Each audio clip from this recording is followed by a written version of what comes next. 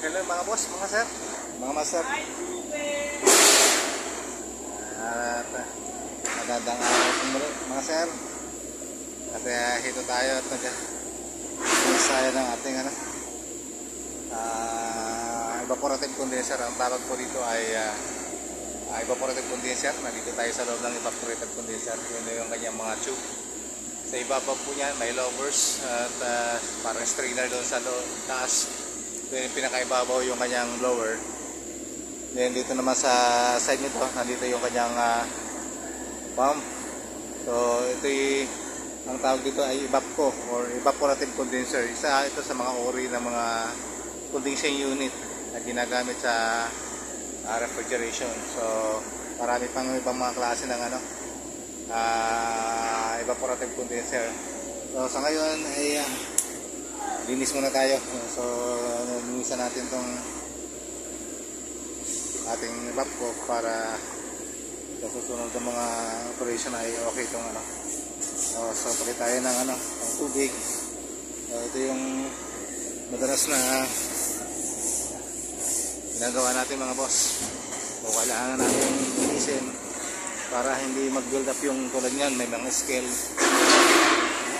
Narotigit yung ating quality ng tubig ay hindi maganda. So kailangan tayo ng tubig lagi-lagi. So yun lang yung mahirap dito sa sir, mga boss. Kailangan natin ng linisin ang loob ng ating kaya doon tayo dumaan. Ayan, dito tayo ngayon sa loob ng ating. So yan po ay stainless tube po yan mga boss, mga sir. So di siya galvanized. So yan, kailangan natin ito i-drain, linisin para sa susunod na operation natin ay ready na to. So yan, kailangan brush natin to para matanggal natin itong mga residual na nandito.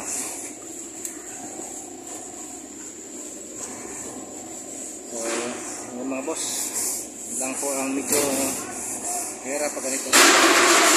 At hindi dati tayong pumasok dito sa loob ng ating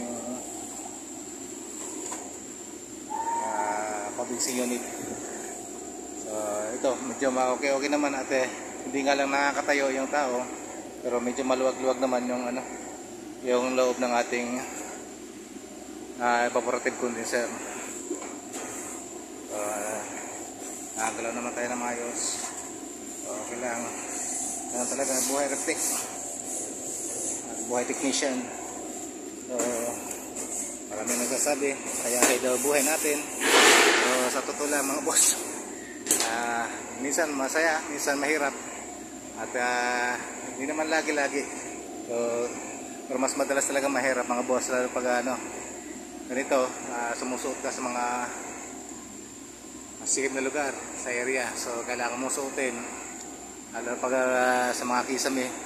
So minsan nakikita niyo yung aming mga video, nasa mga kisame kami.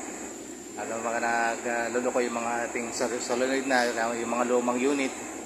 So obligato natin suotin yan doon para ma-check lang natin yung mga solenoid na kinabit ng ating mga installer.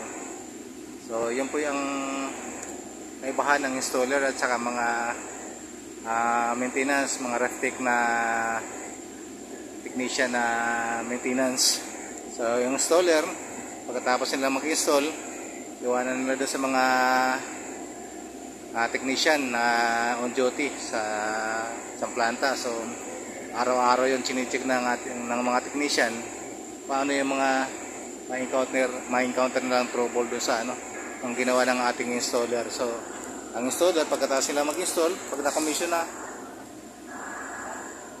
alis na po yan. So maiiwan yung trabaho, lalo pag may mga back job doon sa mga technician na in-house.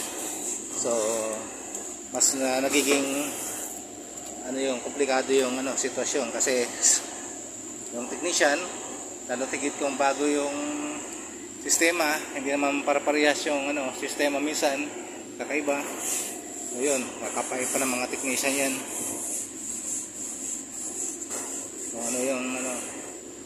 pag magkakaibang mga installer yung unit. So hindi para-parehas. So magkakaiba ng design, magkakaiba ng setup. So ayun. So nahihirapan yung ating mga kasamang technician pagdating sa mga ganun. Kasi aralin pa nila yan. Para bago nila makuha kung ano talaga yung problema. Ito, sabi ng iba, hayahay lang yung trabaho, pero sa kanilang tingin may hayahay, pero talagang mahirap po boss. Mahirap po talaga yung system, yung aming trabaho. Hindi po madali. At mas madalas buhay din. Kasi hawak na rin namin mga electrical, mga supply ng mga unit na to.